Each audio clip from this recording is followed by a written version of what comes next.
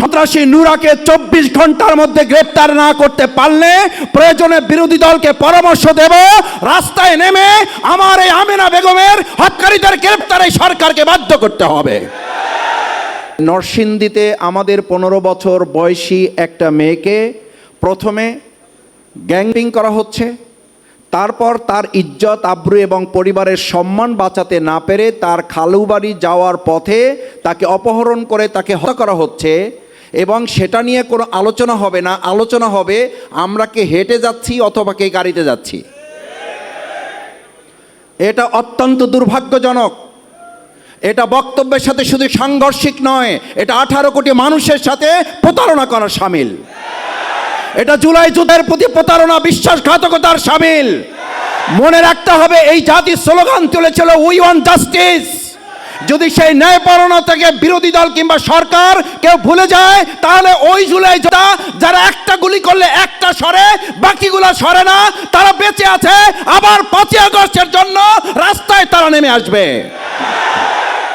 অন্ধকারে থাকার জন্যই দেশ 2024-এর 5ই আগস্ট আরেকবার স্বাধীন হয় নাই। যদি না পারেন দায়িত্ব ছেড়ে দেন, আমরা আলোকিত বাংলাদেশ করার জন্য সিদ্ধান্ত নিতে চাই। আপনারা লুটতরাজ করবেন, বেগম পাড়ায় আপনারা কানাডায় ঘর বাড়ি করে তুলবেন, সুযোগ সুবিধা ভোগ করবেন, আন্দোলন সংগ্রামে আপনাদের নামে একটা মামলা হবে না, আপনারা জেলখানায় যাবেন না, কোনো একটা রাষ্ট্রের প্রেসক্রিপশনে আপনারা মন্ত্রী হবেন, বাংলাদেশের মানুষকে অন্ধকারে রাখবেন। সেই বাংলাদেশ আর কল্পনা করার সুযোগ আপনাদের হাতে নাই। তারা তাদের প্রটোকলের গাড়ি নিরাপদ করায় ব্যস্ত, তারা 18 কোটি মানুষের কথা ভাবে না। রমজান হচ্ছে এমন একটি মাস, 12 মাসের মধ্যে একটি মাস। এই মাসের গুরুত্ব হচ্ছে উনজিলা ফিহিল কোরআন। এ মাসে কোরআন নাজিল করা হয়েছে। যদি এমন হতো যে শাহরু শাওয়াল উনজিলা ফিহিল কোরআন, তাহলে মর্যাদা কি রমজানের হতো না শাওয়ালের হতো? শাওয়ালের হতো। রমজান মাসের মর্যাদা মাসের জন্য না, মাসের মর্যাদা কোরআনের জন্য। উনজিলা ফিহিল কোরআন, তার টার্গেটটা কি? হুদাল্লিন নাস, মানুষকে সঠিক পথ দেখাবে, সরল পথ দেখাবে। বাইয়িনাতি মিনাল হুদা ওয়াল ফুরকান, কোনটা সত্য কোনটা মিথ্যা, কোনটা ন্যায় কোনটা অন্যায়, কোনটা ভালো কোনটা মন্দ, এটা নিরূপণ করে দেবে। এই কোরআনের সাথে একটা মাসের সম্পর্কের কারণে যদি মাসের মর্যাদা বাড়ে, তাহলে সেই কোরআনের সাথে ইঞ্জিনিয়ারদের, সেই কোরআনের সাথে সাধারণ মানুষের, সেই কোরআনের সাথে ঢাকা মহানগরীর, সেই কোরআনের সাথে আমাদের প্রিয় মাতৃভূমি বাংলাদেশের, সেই কোরআনের সাথে সরকারি দলের, সেই কোরআনের সাথে বিরোধী দলের, সেই কোরআনের সাথে 18 কোটি নাগরিকের যদি সম্পর্ক বাড়ে, তাহলে মর্যাদা বাড়বে না কমবে? বাড়বে। কিন্তু আমাদের মর্যাদা কমছে না। শুধু একটা সরকার প্রতিষ্ঠিত হতে না হতেই আমরা যখন 3টি মৌলিক কথা শুনছি সরকারের প্রধান ব্যক্তির বক্তব্য থেকে, আইনের শাসন, ন্যায্যতার ভিত্তিতে দেশ পরিচালনা এবং গুরুত্বের ভিত্তিতে নাগরিকগণ তাদের অধিকার সংরক্ষণ করবেন, এই কথা বলার 5 দিন 7 দিন যেতে না যেতেই আমাদেরকে এই দৃশ্য কেন দেখতে হয় যে নরসিংদীতে আমাদের 15 বছর বয়সী একটা মেয়েকে প্রথমে গ্যাংপিং করা হচ্ছে, তারপর তার ইজ্জত আব্রু এবং পরিবারের সম্মান বাঁচাতে না পেরে তার খালু বাড়ি যাওয়ার পথে তাকে অপহরণ করে তাকে হত্যা করা হচ্ছে এবং সেটা নিয়ে কোনো আলোচনা হবে না। আলোচনা হবে আমরা কে হেঁটে যাচ্ছি অথবা কে গাড়িতে যাচ্ছি। এটা অত্যন্ত দুর্ভাগ্যজনক। এটা বক্তব্যের সাথে শুধু সাংঘর্ষিক নয়, এটা 18 কোটি মানুষের সাথে প্রতারণা করার শামিল। এটা জুলাই যুদ্ধের প্রতি প্রতারণা, বিশ্বাসঘাতকতার শামিল। মনে রাখতে হবে এই জাতির স্লোগান তুলেছিল উই ওয়ান্ট জাস্টিস। যদি সেই ন্যায়পরায়ণ থেকে বিরোধী দল কিংবা সরকার কেউ ভুলে যায় তাহলে ওই জুলাই যারা একটা গুলি করলে একটা সরে বাকিগুলো সরে না, তারা বেঁচে আছে, আবার 5ই আগস্টের জন্য রাস্তায় তারা নেমে আসবে।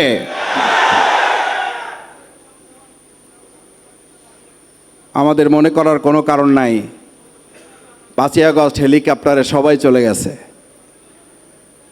5ই আগস্ট হেলিকপ্টারে যারা গেছে, যারা তাদেরকে যেতে বাধ্য করেছে, তারা এখনো এই বাংলাদেশে বেঁচে আছে। তারা কে হেঁটে গেছে অফিসে আর কে গাড়িতে গেছে এইটা দেখার জন্য নতুন বাংলাদেশ গড়ে তোলে নাই।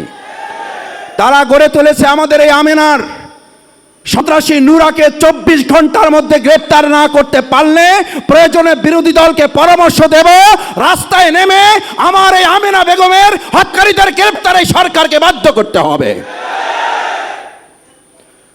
বর্তমান বিরোধী দলকে গৃহপালিত বিরোধী দল মনে করে প্রথম যদি একটু হানিমুন ভাব মনে হয়, তাহলে এটাও সরকারকে মনে রাখতে হবে বর্তমান বিরোধী দল 68 জন সংসদের সদস্য সম্মিলিত এবং তার সাথে আরও 6 জন, এই যে সম্মিলিত বিরোধী দল, এই বিরোধী দলকে গৃহপালিত কিংবা আপনাদের পরিচালিত বিরোধী দল মনে করার কোনো কারণ নাই, বরং এই বিরোধী দল হচ্ছে সেই বিরোধী দল যাদেরকে বরং মানুষ মনে করে ভোট দিয়েছিল এই বিরোধী দলকে ভোট হাইজ্যাক করে নিয়ে যাওয়া একটা সরকার গঠন করার ক্ষেত্রে ইঞ্জিনিয়ারিং করে এই ইঞ্জিনিয়ার ভাইদের ইঞ্জিনিয়ার পদবীর উপরে কলঙ্ক লেপন করা হয়েছে।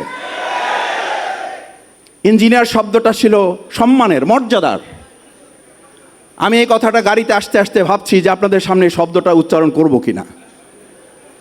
ইঞ্জিনিয়ার শব্দটা উচ্চারণ করলেই এখন আমাদের মধ্যে এক ধরনের নেতিবাচক প্রভাব তৈরি হয়, একটা ঘৃণার ভাব তৈরি হয়। ইঞ্জিনিয়ারিং শব্দটা তো ছিল আমাদের প্রকৌশলীরা দেশ, সমাজ, রাষ্ট্র, ভবন নির্মাণ, গোটা পৃথিবীর নীল নকশা, এগুলো নকশা বাস্তবায়নে তারা সহযোগিতা করবেন।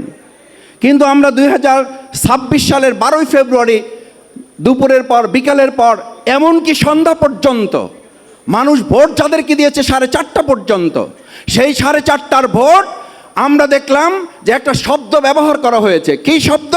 সেই শব্দের নাম হচ্ছে ইঞ্জিনিয়ারিং। অথচ সেই ইঞ্জিনিয়ার এখানে বসে আছেন।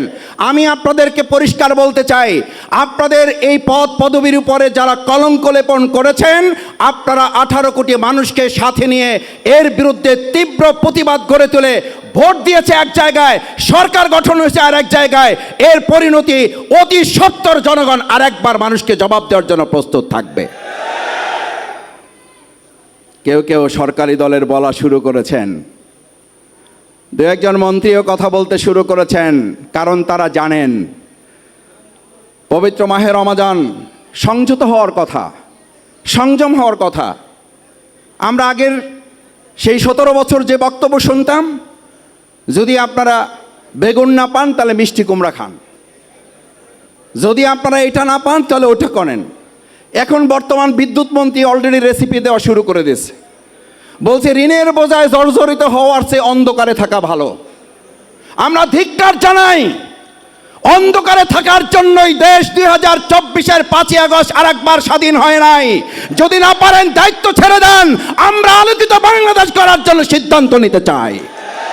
আপনারা লুটতরাজ করবেন, বেগম পাড়ায় আপনারা কানাডায় ঘরবাড়ি করে তুলবেন, সুযোগ সুবিধা ভোগ করবেন, আন্দোলন সংগ্রামে আপনাদের নামে একটা মামলা হবে না, আপনারা জেলখানায় যাবেন না, কোনো একটা রাষ্ট্রের প্রেসক্রিপশনে আপনারা মন্ত্রী হবেন, বাংলাদেশের মানুষকে অন্ধকারে রাখবেন।